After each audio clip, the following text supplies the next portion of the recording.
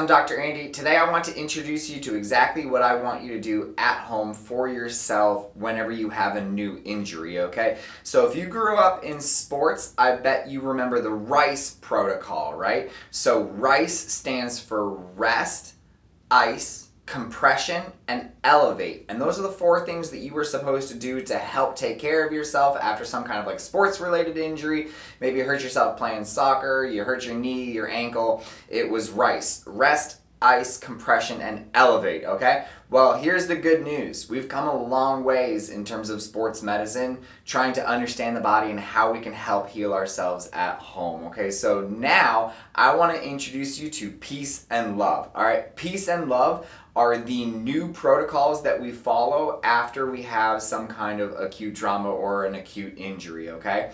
And so it's broken into two categories, and the reason is this is what you do. Peace is what you do immediately following the injury, and then after a couple of days when things calm down, that's when you start the love aspect of this equation, okay? So let's start with peace. Let's go through it one by one, and what should you be doing at home after you get hurt, okay? We start with protect. What that means is for the first couple of days, you want to take it a little bit easy on that area, okay? What I mean by that is it does not mean the same thing as rest. Rest, in the RICE protocol was go home, sit, and do nothing, okay? That's actually bad for you. That hinders healing, okay?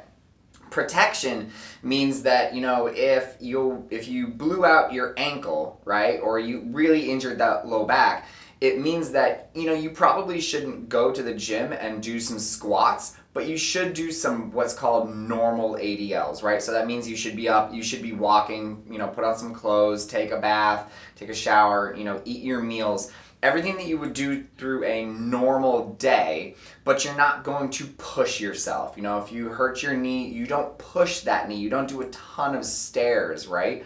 But you're absolutely going to be out moving around, moving that joint, okay?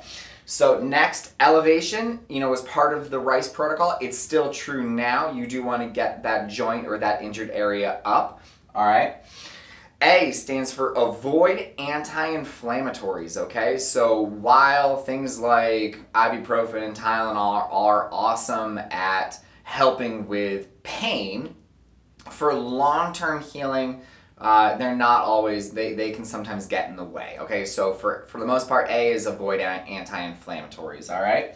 C, again, that's from the RICE protocol. Compression is still true for us today, all right? So we still adding compression right after an acute injury in the first couple of days is still a really good idea, okay? And we move on to E, education. I want you to think about educating yourself in terms of what has happened and what I can do about it as sort of like your secret weapon, okay? The more that you educate yourself and prepare yourself for what just happened, what you're going through, what the next couple of days and the next couple of weeks are going to be, and exactly what happened, it takes away that fear and it gets in your head and you actually heal faster when you know more about the injury, okay? So this is the first couple of days. I want you to follow that peace protocol right after an acute injury, okay?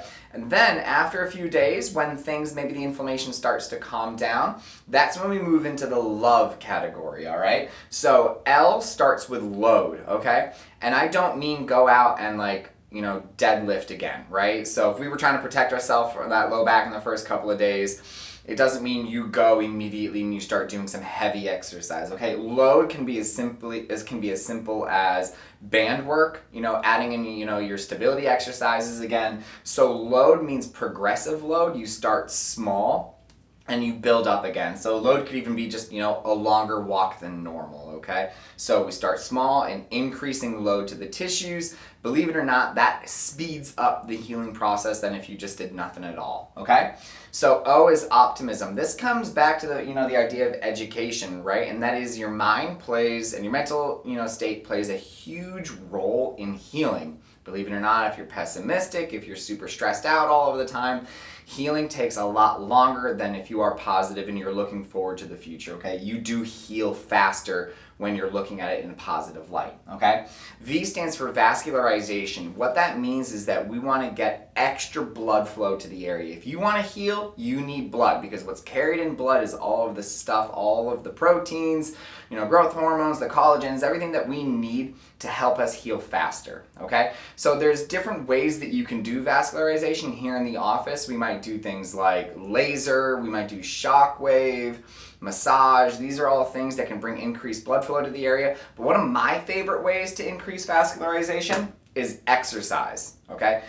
Exercise increases blood flow, and it's absolutely essential for your recovering process, okay? So as part of load, I mean, you can kind of see where we're going here. At the beginning, maybe you don't want to sit and do nothing. You want to stay a little bit mobile.